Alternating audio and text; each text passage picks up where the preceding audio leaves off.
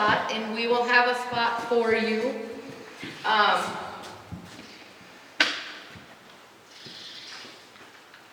You'll be laid down, ready to go to sleep by 11. There are days, in case you don't know, especially out in the barn, that you will have to be down here between 5 and 5:30 or 6 o'clock. It comes quick. This morning I had to be to work at 2:30.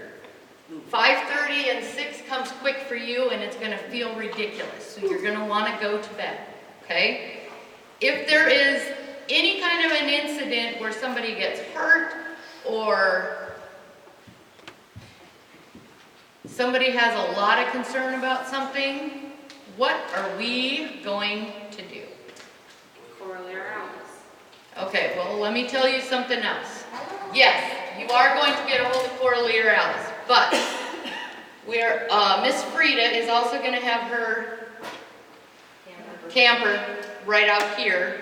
So if there's a counselor, if you're a counselor, and you need to get a hold of Frida so she can get a hold of Coralie and Alice, what I'm saying is we need to know, okay? Because sometimes it can feel like it's this big, whatever it is, right? Because the enemy likes us to be afraid. The enemy likes us to feel like we can't talk to anybody, nobody's going to understand, all kinds of craziness, right? There's a lot of times that it's really this big. And you're not going to be able to see it unless you invite other people in to help you work it out. Okay? The enemy is about what? Darkness. What is God about? Light. What happens when you shine the light on something? You expose it.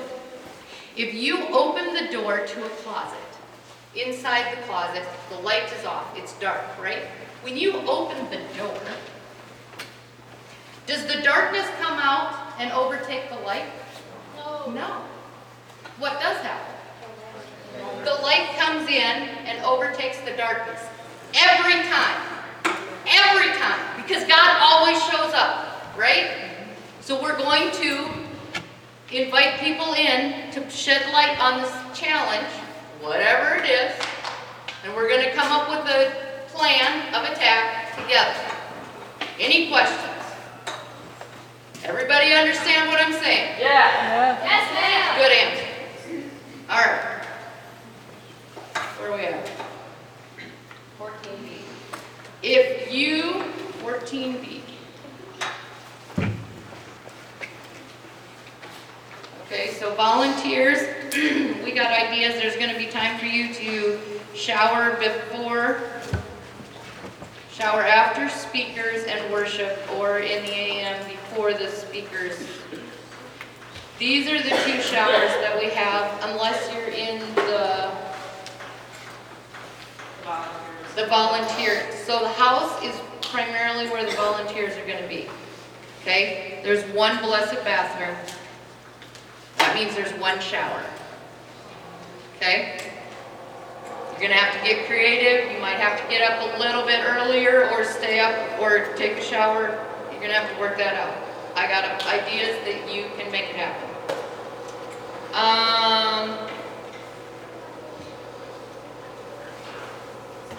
Let's say there is a boy camper that needs to go to his bunk for something.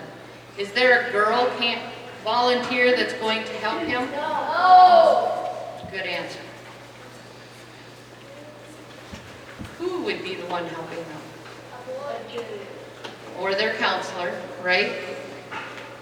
If a kid is walking away from somewhere, who needs to know where they're at? Primarily, who is responsible for them and where they're at? Right, their counselor. They better make sure, like, have you ever gone to somebody's house and they're like, hey, does your mom know where you're at? Anybody else do that? I do that all the time. That's the question you need to ask. Hey, does your counselor know where you're at? Okay? If there's a kid misplaced. All right.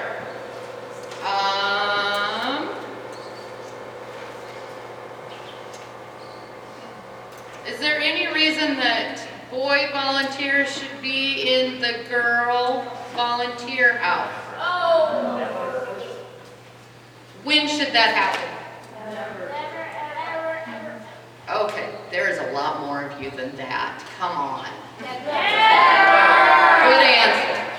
Please do not forget that. That could make you go home. Okay?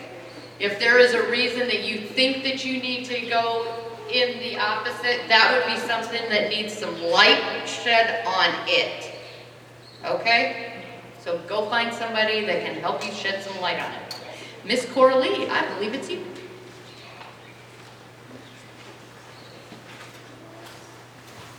know me to swap your slide? And how do I do that? Up, down, up?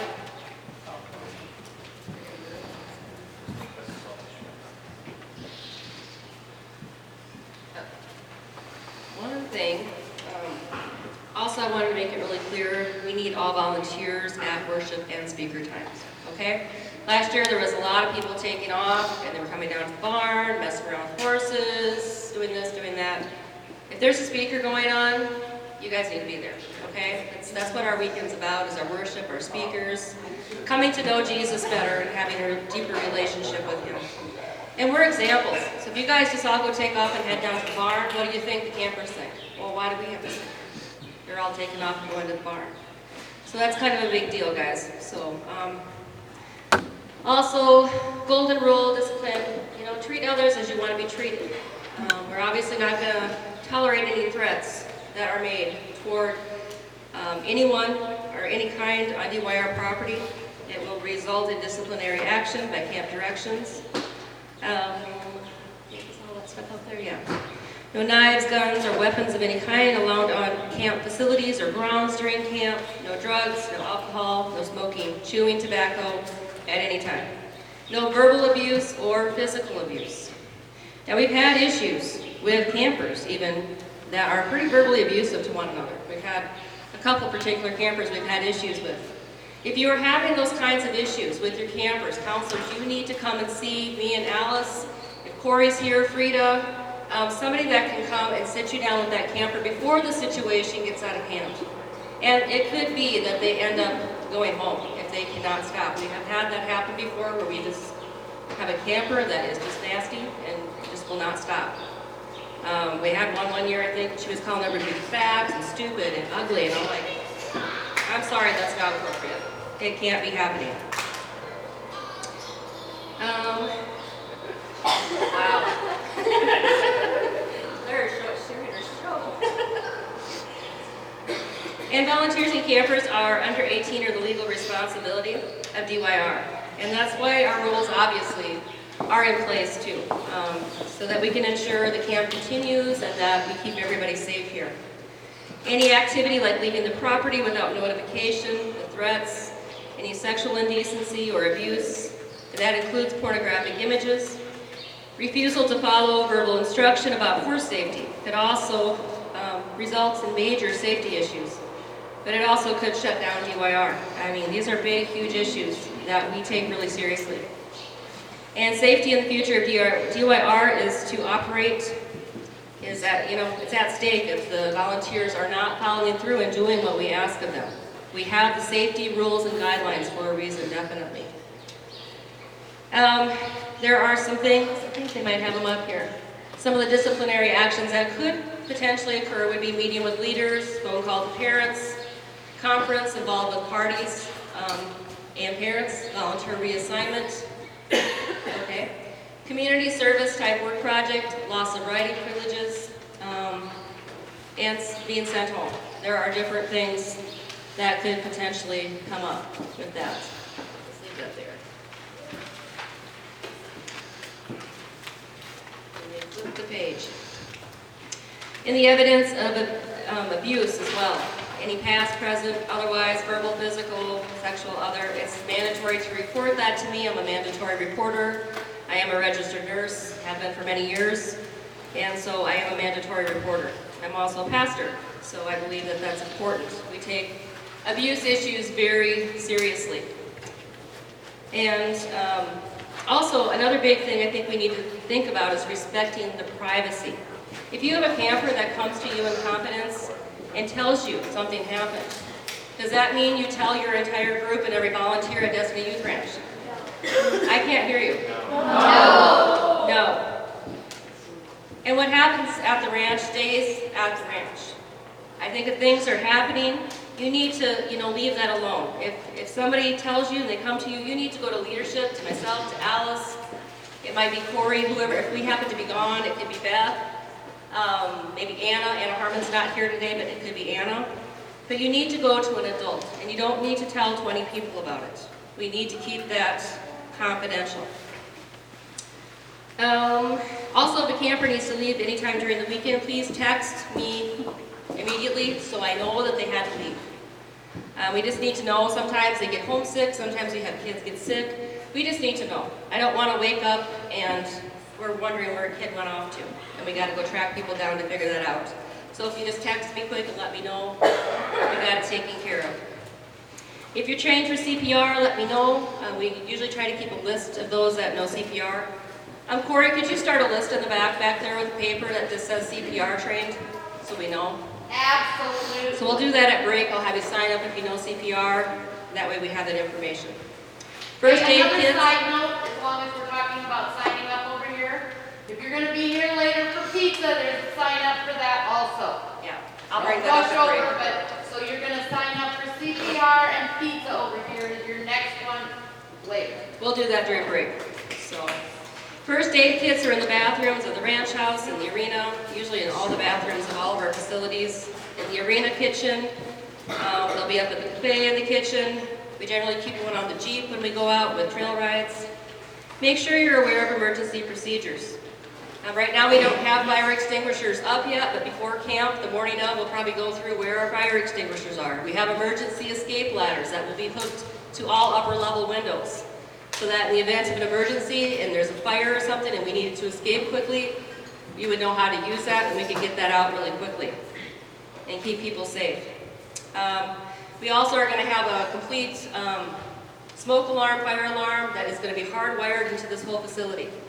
So if there would be a fire in the kitchen, it's going to send off like probably 10 alarms in this place. Everybody's going to know there's something going on and you need to leave the building.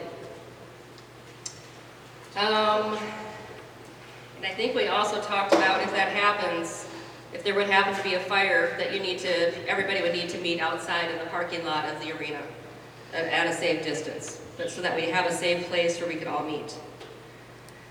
Emergency procedures, other things here. Campers do not need to be outside if they're seeing lightning. Keep in mind thunder, the sound of lightning, and be ready to move indoors if that happens. Stay away from water areas, windows, plumbing, metal doors.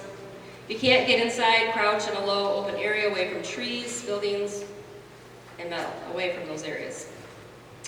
Tornado warnings, we will let your counselors know. We keep in touch with them. Go to the lowest level indoors. And it talks about the procedures, crouch low beside the inside wall or corridor. Arena bathrooms, kitchen are also a good place. If you're in or near a ranch house or bunkhouse, both of those houses have basements. Stay put until we give the all clear, okay? And I said fire in the building already, that we'd meet in the parking lot with a color group. Stay away from any door that feels hot. And as I said, climb out the window if you are on the first floor, and the second floor you can as well. Like I said, we'll have the escape ladders up there. Stay near the floor if there's ever any smoke. And you guys probably learned this in school, you stay low. You don't want to be up breathing that in. Make sure you know where the nearest stairs are. In the event of an emergency that's life-threatening, it could be somebody, we've had it before out here where we've literally had someone collapse. She had a heart condition. We kind of, to some degree, knew what we needed to do, but you may need to dial 911 if something like that would happen. And then you need to contact me, Alice, Jason, one of the other leadership here, Beth, would be here, maybe Anna, or just another adult in leadership. And we have phone numbers on this next page for a few of us here. We also are going to have emergency phone numbers posted in, I know the kitchen here they're posted, and I believe they're going to post them in the kitchen at the bunkhouse, probably at the cafe in the boys' bunkhouse. And if it's non-life threatening, again, contact, Alice or myself, or one of our other board members, make sure that you do that. Do not administer any medication without permission, and that would be the exception, would be like an inhaler or an EpiPen if it's carried with the person. But you need to make sure, do not give someone an EpiPen if you don't know how to use it, because you could end up giving it to yourself. It's happened. And so counselors are responsible for daily meds too. So just so you guys are kind of aware of all that. Yeah. When they check in, if they are related, they're on medication or they've got medical conditions or special Yep. physical, then that's related to counselors, they would know. Yes. Yep, actually, when we do our registration, and they'll go through that a little bit more with the counselor duties, but there is a sign-up sheet when all the kids register, and they will write down their allergies, they will write down medications they are on, you know, all those kinds of things that are important for us to know. And if they have medications, they usually are handed off to the counselor as well. And if we have, usually we have an adult counselor always in with the group. If we don't happen to, they can always come to me too. And I am a nurse, I can administer the meds as well. We talked about having wristbands for the ones who were like diabetic or Okay. had EpiPen, like who had serious. Yeah. I think we do have wristbands as well that we were talking about implementing, because we have so many kids out here that way if they're diabetic or something, we could write it on a wristband, have like a whatever color, so that we would know that. And even it would have been nice to know with our gal that kept passing out to know, you know, because she had a pretty serious health issue, and so that way we know, and we're aware of it. There could be a problem. Conduct, reminders. Do that real quick. It's common sense, kind of, that no volunteer or counselor should ever be seen by others in your underwear, undressed. Please change in bathrooms. We've had one instance where I know some gal during a women's retreat came out in a towel, that was a volunteer, and we had people literally wanting to leave. It was bad, really bad. So just because you do that at home, you cannot do that here, okay? You guys have got to stay dressed, stay with a house coat, whatever you need to do when you're showering. And make sure if you're out and about that you're fully dressed. Under no circumstances are a counselor or a volunteer camper to be alone behind closed doors or in an isolated location. It includes boy-girl volunteers. I don't want to see boys and girls going off by themselves somewhere. It's not appropriate. You just really set yourself up for allegations and problems. And we need to be above board with everything we do. I believe it's just really, really important that we're not doing those kinds of things. And even when we're counseling somebody, if you're going to counsel somebody, remember the rule of 3.